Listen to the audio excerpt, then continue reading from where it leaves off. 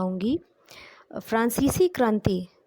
फ्रांसीसी क्रांति के बारे में पढ़ने से पहले हम इसको थोड़ा सा समझ लेते हैं कि ये क्रांति क्या इम्पोर्टेंस रखती है।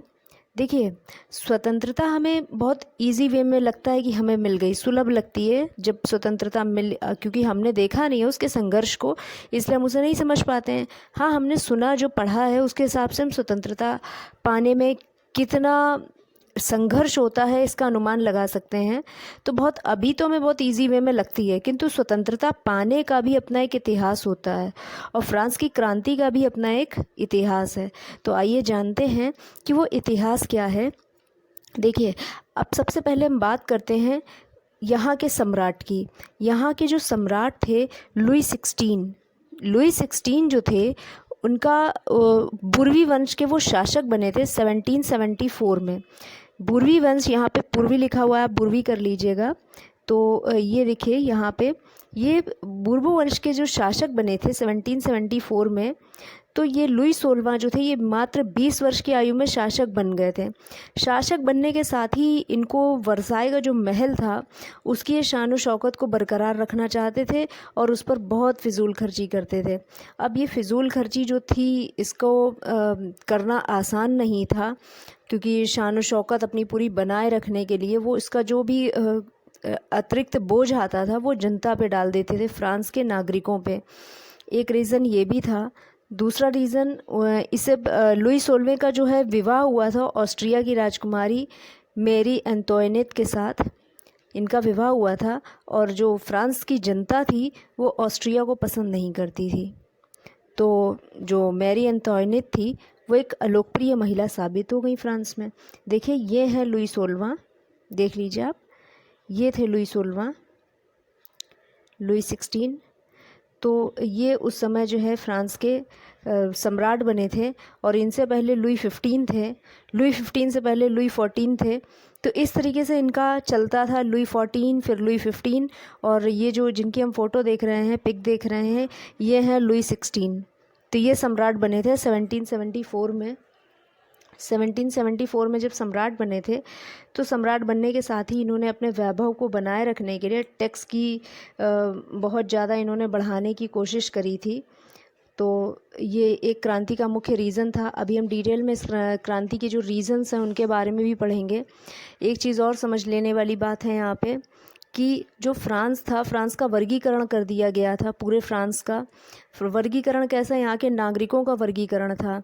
जैसे कि ये देखिए यहाँ लिखा हुआ है, प्रथम एस्टेट, द्वितीय एस्टेट, तृतीय एस्टेट।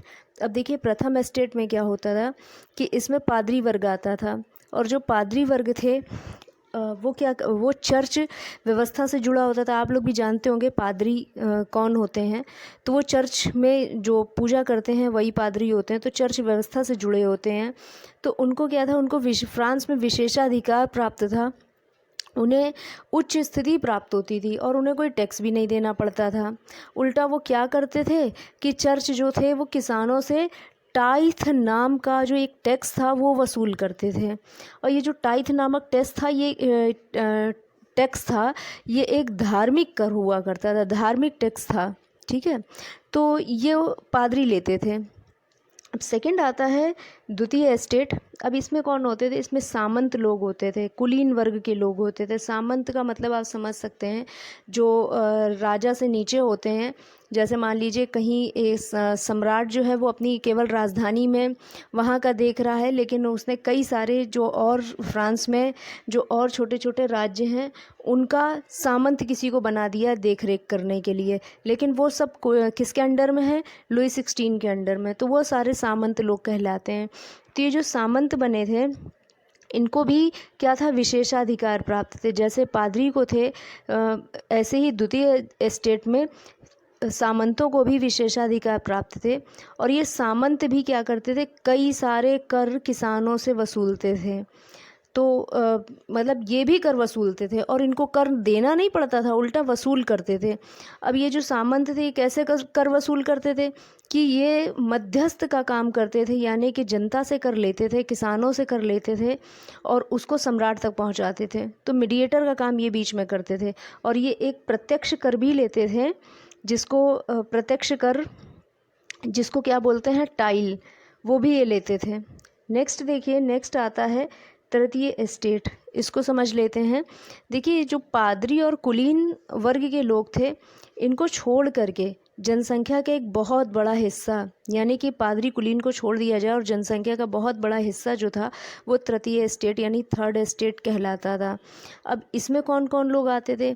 इसमें समस्त नागरिक आते थे, जैसे कि बड़े व्यापारी, कर्मचारी, वकील, किसान, मजदूर और भी बहुत से मतलब इत्यादि लोग इसमें आते थे। ठीक है, तो ये जो है इनको क्या करना होता था, इनको सारे टैक्स पे करने पड़ते थे। जो चर्च ले रहे हैं वो भी, जो सम्राट ले रहे हैं वो भी, और जो सामंत हैं वो तो ले ही रहे हैं। तो इस तरीके से इनको टाइल और टाइथ नामक जो हमने टैक्स देखे हैं वो इनको देने पड़ते थे थर्ड एस्टेट को। इनके ऊपर टैक्स का बोझ हमेशा बढ़ता रहता था, इस वजह से असंतोष व्याप्त हो रहा था फ्रांस में। अब नेक्स्ट देख लेते हैं कि क्रांति की शुरुआत कैसे हुई। अब देखिए क्रांति की जो शुरुआत हुई थी वो उसके बारे में थोड़ा समझ लेते हैं। क्रांति की शुरुआत, ये देखिए यहाँ पे देखिए, ये जो है क्रांति की शुरुआत के बारे में थोड़ा समझ लीजिए। फ्रांस में एक किला था जिसका नाम था बास्तील का किला। अब ये जो बास्तील का किला था, इसमें क्या हुआ था कि 14 जुलाई 1789 को बास्तील के किले पे फ्रांस की जनता ने हमला कर दिया उस किले में। और उसमें क्या हुआ था कि बास्तील के किले के बास्तील के किले को ढा दिया। अब ये देखिए बास्तील का किला आप पिक में देख रहे होंगे, तो ये देखिए कितने सारे नागरिक हैं, अचानक से यहाँ पे हमला कर दिया और किले को क्या कर दिया, ढा दिया, और उसके अवशेष को बाज़ार में भी बेच दिया। तो इस तरीके से बास्तील के किले को गिराए जाने के बाद पेरिस और उससे जुड़े जुड़े इलाकों में कई दिनों तक संघर्ष होता रहा। ठीक है, और वहाँ पे जो वो लोग पाव रोटी खाते थे, तो जो पाव रोटी थी उसकी कीमतें बहुत ज़्यादा आसमान छू रही थी। तो जब खाने का ही उनकी नौबत नहीं है, लाले पड़े हैं खाने के ही, तो वो क्या करेंगे, वो विद्रोह तो करेंगे ही। तो इस तरीके से क्या हो रहा था कि फ्रांस में बहुत ज़्यादा विद्रोह बढ़ चुका था, और फ्रांस की जनता लगातार क्या कह रही थी कि सम्राट को, फ्रांस के सम्राट को फांसी दिए जाने के बाद ही ये जो है क्रांति जा कर के रुकी थी। ठीक है, तो अब हम इसके बारे में थोड़ा इसके रीज़न भी समझ लेते हैं कि फ्रांस की क्रांति के कारण क्या थे। तो फ्रांस की क्रांति, ये देखिए सब क्रांति की ही पिक्स हैं। ये देखिए, ये जो है यहाँ पे हम ये थोड़ा सा ये भी देख लेते हैं कि मध्यम वर्ग, जो मध्यम वर्ग होता था, मध्यम वर्ग होता था एक पढ़ा लिखा वर्ग। ठीक है, और ये जो पढ़ा लिखा वर्ग होता था, इसे जिसे मिडिल क्लास बोला जाता है। इसमें क्या होता था कि जैसे अब किसान हैं और मज़दूर हैं, ये पढ़े लिखे नहीं हैं, लेकिन ये बराबर विद्रोह कर रहे हैं, लेकिन इनके पास एक कोई प्लान तो होता नहीं था कि इन्हें किस तरीके से लड़ाई करनी है। तो इनके पास कोई प्लान नहीं होता था, लेकिन ये लोग बराबर लड़ रहे हैं, लेकिन इनको समझाने के लिए एक मध्यम वर्ग यानी कि एक पढ़ा लिखा वर्ग चाहिए होता था, तो उसी को ही मध्यम वर्ग बोला जाता था। अब ये इसमें कौन आते थे, डॉक्टर हैं, वकील हैं, और भी लेखक हैं, ये सारे लोग मध्यम वर्ग में आते थे। और ये बराबर क्या करते थे कि यहाँ की जो नागरिक थे उनके लिए आवाज़ उठाते थे, उनके लिए लिखते थे, उनके लिए प्लान बनाते थे। तो ये सारी चीज़ें थी, ये शिक्षित लोग होते थे। ठीक है, अब नेक्स्ट देख लेते हैं कि यहाँ पे के दार्शनिकों के बारे में थोड़ा समझ लेते हैं। जो दार्शनिक हैं जैसे कि जॉन लॉक ने जो लिखा है टू ट्राइटेजेस ऑफ गवर्नमेंट, इसमें इन्होंने राजा के दैवीय तथा निरंकुश अधिकारों के सिद्धांत का खंडन किया है। इनकी जो बुक है टू ट्राइजेस ऑफ गवर्नमेंट, इसमें इन्होंने जो राजा के दैवीय राजा अपने को समझता था कि उसको दैवीय अधिकार सारे मिल गए, इसलिए वो निरंकुश हो गया था, यानी वो उस पर किसी का भी अंकुश नहीं होता था, वो स्वतंत्र रूप से काम करता था। तो उसके दैवीय अधिकारों का खंडन किया है जॉन लॉक ने। रूसो ने बताया है कि रूसो की जो एक बुक थी उसका नाम था सोशल कॉन्ट्रैक्ट, रूसो ने वो लिखी है, और ये किस पे आधारित थी, सामाजिक अनुबंध पे आधारित थी, कि यानी कि सामाजिक अनुबंध पर आधारित सरकार का प्रस्ताव अपनी पुस्तक में सोशल कॉन्ट्रैक्ट के माध्यम से सामने रखा है। तो ये रूसो का था। ठीक है, अब इसके बाद हम देख लेते हैं कि फ्रांस की क्रांति जो है हुई कैसे थी। ये देखिए यहाँ पे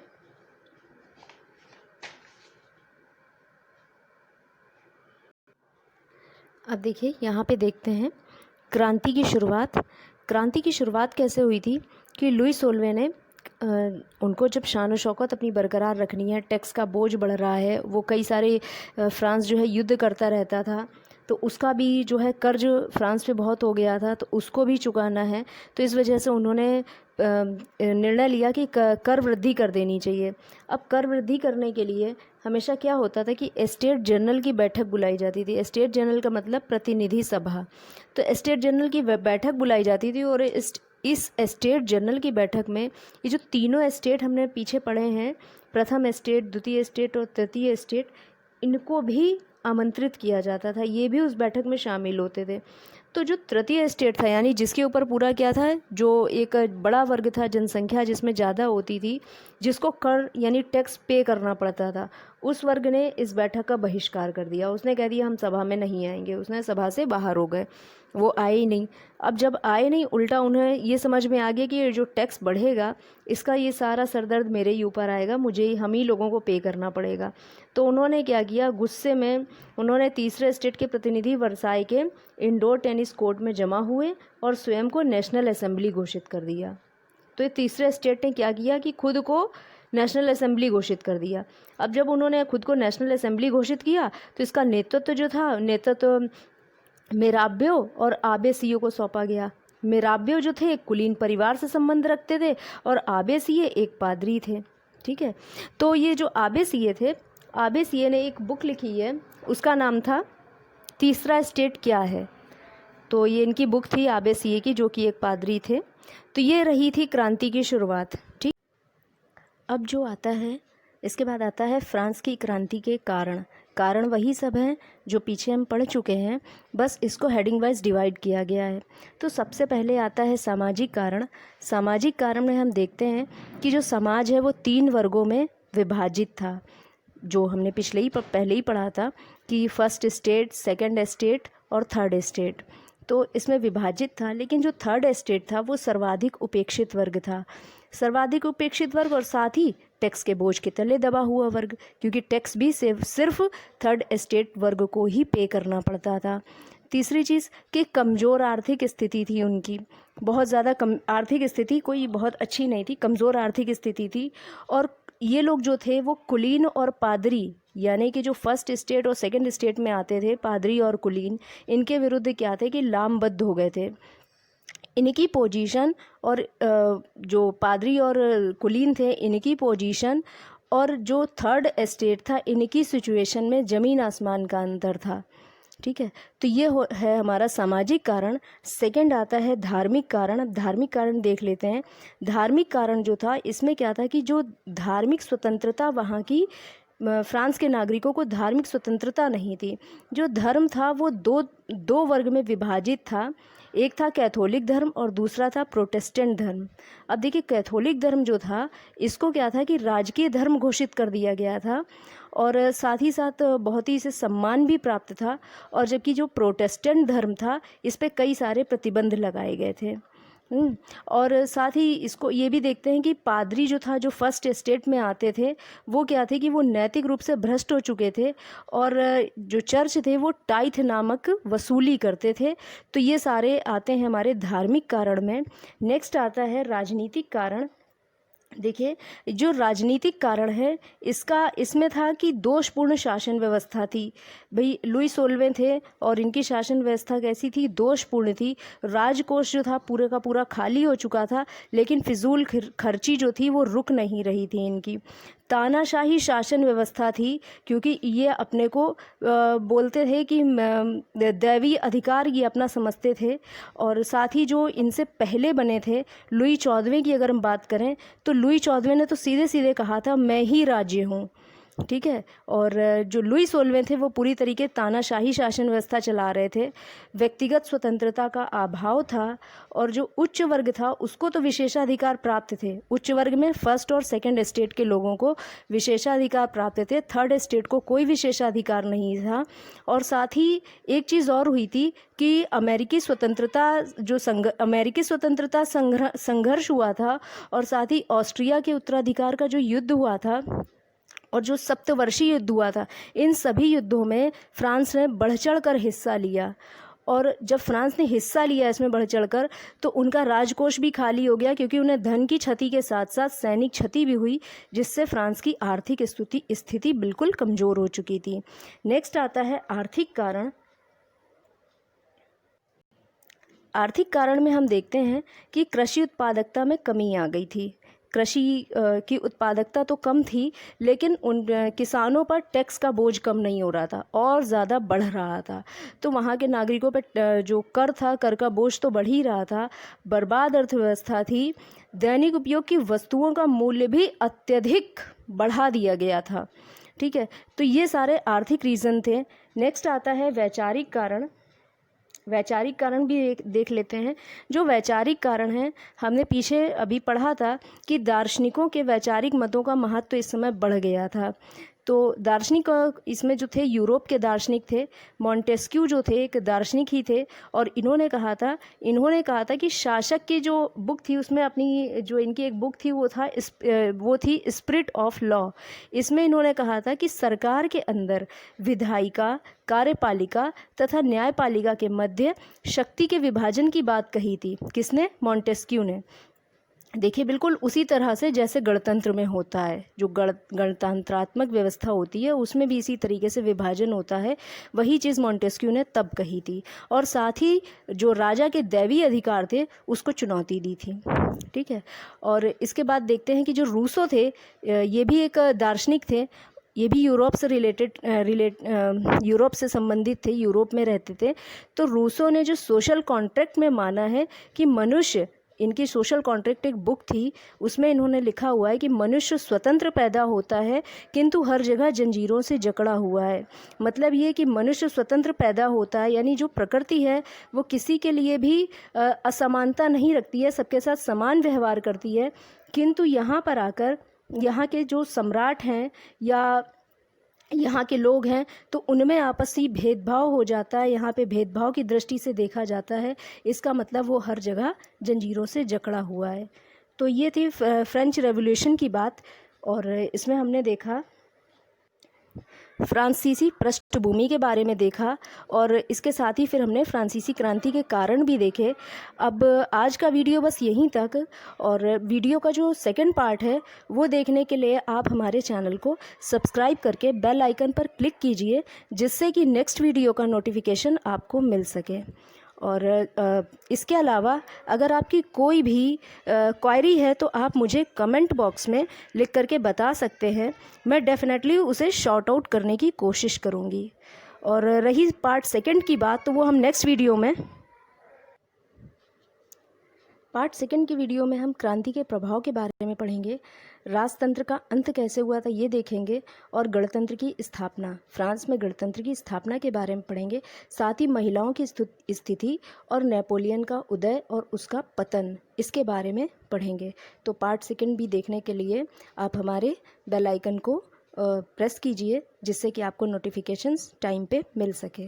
थैंक यू सो मच।